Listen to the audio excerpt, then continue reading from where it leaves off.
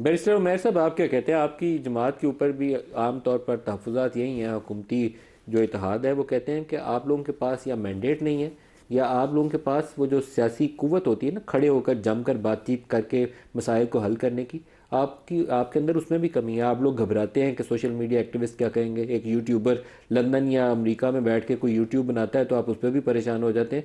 तो आप इन चीज़ों को जब तक टैकल करने की पोजीशन में नहीं होंगे, कोई हल नहीं निकलने वाला। शुक्रिया नदीम मलिक साहब। बुनियादी तौर पे देखें, फ्लोर ऑफ द हाउस पे 3 दफ़ा हमने तो नहीं कहा कि हमसे मुज़ाकरात करें। मुज़ाकरात की ऑफ़र किधर से आ रही है? अब जिस तरह मेरे दोस्त ने कहा, जो बात इनकी बात से मैं समझाऊँ फिर तो ये मुस्लिम लीग नून की तरफ से ऑफ़र नहीं है जो शहबाज शरीफ साहब ने फ्लोर ऑफ द हाउस पे की है। अगर उनकी तरफ से ऑफ़र नहीं है तो क्या ये हाइब्रिड निज़ाम की तरफ से ऑफ़र है? अगर उनकी तरफ से ऑफ़र नहीं है तो क्या ये offer floor of the house पे इसलिए रिपीट की गई है कि आने वाले वक्त को सामने रखते हुए की जा रही है कि शायद कहीं मुज़ाकरात का महवर कहीं और शिफ्ट हो रहा है? तो ये सारी चीज़ें देखने वाली हैं। देखिए, कहीं ना कहीं कोई चीज़ तो है, देयर इज़ सम स्मोक, कि वज़ीर आज़म को बैक टू बैक 3 दफ़ा आना पड़ा है। वरना कभी भी नहीं हुआ कि फ़ाइनेंस बिल की डिस्कशन चल रही हो, वज़ीर आज़म कारकर्दगी पे बात करें, स्टेबिलिटी पे बात करें, फ्यूचर आपके ख्याल में कॉन्ट्रैक्ट्स उन्हें के। क्यों आना पड़ा 3 दफ़ा? मेरे ख्याल से उन्हें लग रहा है कि शायद उनसे हट के कहीं बात खुलने का अंदेशा है उन्हें। क्या कुछ ऐसा हुआ है कि इमरान खान जब उनको हॉस्पिटल लाया गया तो वहाँ किसी ने उनसे कोई रब्ता किया हो, खैरियत ही पूछने आया हो कोई? नहीं, देखिए, उनके हस्पताल लाने से एक दिन पहले भी बहुत बड़ी खबर चली थी, और आपके मेन चैनल ने, आपके कंपटीशन में एक चैनल ने खबर मुस्तनद खबर खबर की। चलने में और हकीकत में नहीं, आमतौर पर फ़र्क होता है। नहीं, मतलब मतलब अब अडयाला मुझसे से आप बाहर पूछें तो मेरा निकलने की तासुर यह है कि खबर जब तक बात कर रहे मोहसिन नकवी अगर उस प्रोसेस का हिस्सा नहीं हो तो आमतौर पर उसको ज़्यादा क्रेडिबल नहीं जानना चाहिए। तो मोहसिन नकवी उसका हिस्सा हो, या नहीं, वो मगर वो लोग घबराहट तो जिनकी है। देखिए, इजाज़त ये आप तो कहते हैं कि पीएम ने शहबाज खुद शरीफ को होगी। बताना है। देखिए, पीएम की ऑफ़र क्या कि जी चार्टर ऑफ डेमोक्रेसी की तरफ जाएं। देखें, एक सीरियसनेस अगर उस ऑफ़र में हो तो charter of democracy in it self को अगर ले लिया जाए, चार्टर ऑफ डेमोक्रेसी की शराइत क्या थी? इंस्टीट्यूशनल कंट्रोल की बात कर रहे हैं ना। अचकज़ई साहब ने फ्लोर ऑफ द हाउस पे क्या बात की है कि आप पार्लियामान को पार्लियामान बना लें, हमारी गैर मशरूत सपोर्ट आपके साथ है, हम मतलब 1 इंच भी पीछे, हम आपसे कुछ नहीं मांगते, अगर इस पार्लियामान को मजबूत करना है हम आपके साथ हैं। मगर आप क्या उन चीज़ों से पीछे हटने के लिए तैयार हैं जिस ऑफ़र को दे रहे हैं? मगर वो जो सारी उसमें है कि एजेंसीज़ की इन्वॉल्वमेंट नहीं होगी, कोई पॉलिटिकल राइवल के ख़िलाफ़ एजेंसीज़ के रोल को इस्तेमाल नहीं करेगा, तो क्या आज ये सारा कुछ नहीं हो रहा ऑपोजिशन के ख़िलाफ़? ये तो खैर आपको पीटीआई वालों को भी कमिट करना पड़ेगा। आपने अपने दौर में जो कुछ किया था जनरल फैज़ को इस्तेमाल करते हुए, अब आपसे आपके खिलाफ उससे 10 गुना ज़्यादा हो रहा होगा। लेकिन गलती तो आपने की हुई है, नहीं, ये तो नहीं गलती आप कह सकते बिल्कुल कि आप ठीक बहुत है। अच्छे थे। गलती जिसने की है, देखें, उसको भुगता भी है पीटीआई ने, और पीटीआई ने उससे बहुत कुछ सीखा भी है। मगर अल्टीमेटली देखें कि इन रोल एक्सरसाइज करने से मुल्क को क्या नुकसान हो रहा है, हम उस तरफ तवज्जो नहीं दे रहे। देखें, गवर्नमेंट्स आनी जानी चीज़ है, आज इनकी है कल किसी और की होगी, ले दे के पहिया घूमना है, पीटीआई की भी बारी आ जाएगी।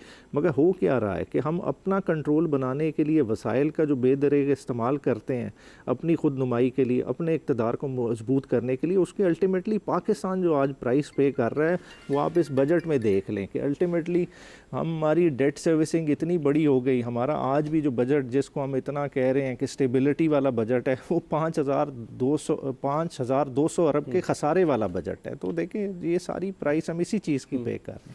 अहमद अहमद बिलाल महबूब एक साहब चीज़ ऐड जी कर लूँ जी। देखिए, हमारी ऑफ़र जो प्राइम मिनिस्टर के उन्होंने कहा ना कि नहीं है, वो ऑफ़र कल भी वैलिड थी, आज भी है। हम चाहते हैं कि हम मफाहमत से चीज़ों को आगे चलाएं, और हमें तो खुशी होगी कि आके बैठें और जो कंस्ट्रक्टिव चीज़ें हैं, जहां हमारा डिफरेंस ऑफ ओपिनियन नहीं है, उसको वहां से हम सर, अगर शुरुआत आपकी करें।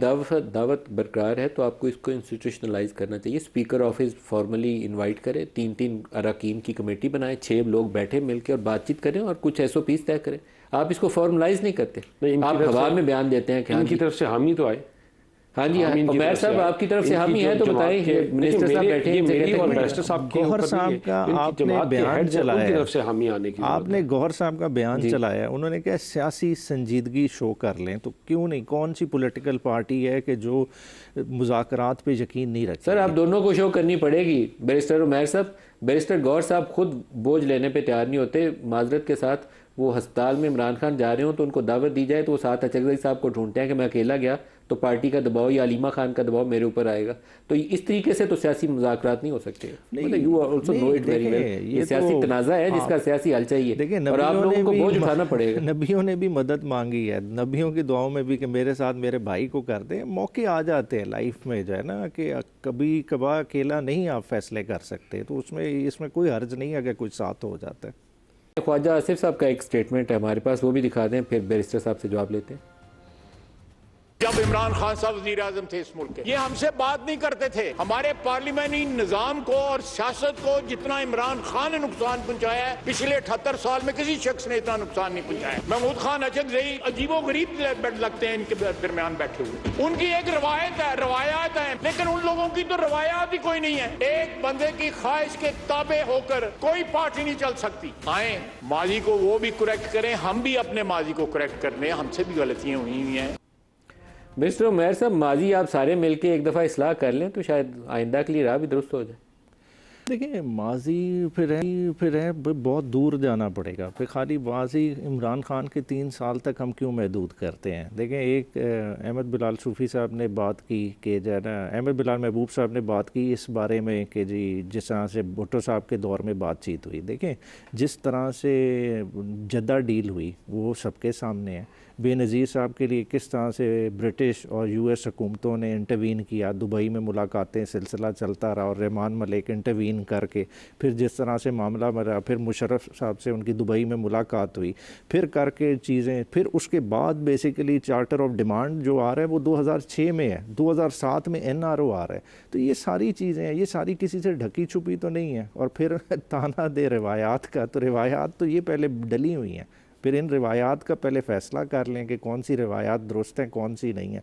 फिर उसी ऐवान में खड़े हुए एक ही गो में जो आपने बात की इमरान खान के बारे में, क्या आप उसी ऐवान में पे बिलावल भुट्टो को उस वक्त नहीं रिस्पॉन्ड कर सकते थे जब उन्होंने आपका इस्तीफ़ा से ले के जो कश्मीर में आपके साथ किया? फिर उस वक्त वो आपकी रिवायात, वो सारी चीज़ें किधर चली गई?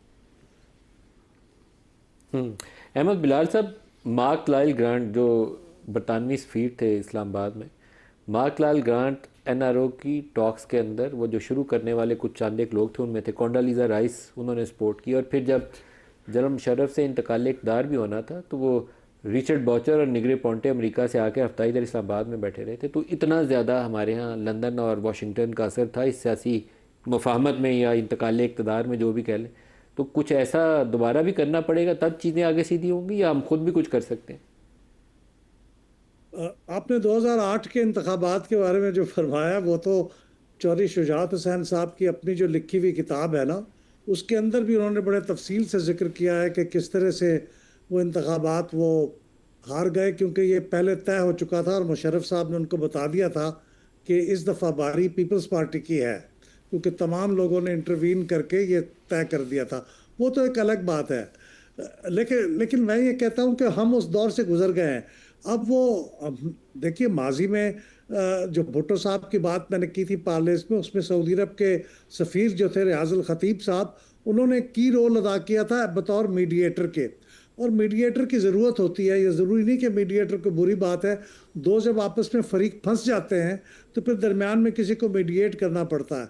लेकिन अब मामला ऐसा है कि कभी कभी फ़ौज भी ये मीडिएटर का किरदार अदा करती रही है पाकिस्तान की सियासत में, लेकिन अब ये दोनों किस्म के लोग मीडिएट नहीं कर सकते। उनको एतमाद ही नहीं है कि वो जो मीडिएट करेंगे उसके ऊपर दूसरा फरीक अमल दरामद करेगा या एक पहला फरीक। नवाज शरीफ साहब जब जद्दा गए थे तो उस वक्त भी साद हरीरी इस्लामाबाद आया करते थे और वो खुफिया बातें करते थे, फिर वो रास्ता खुला था।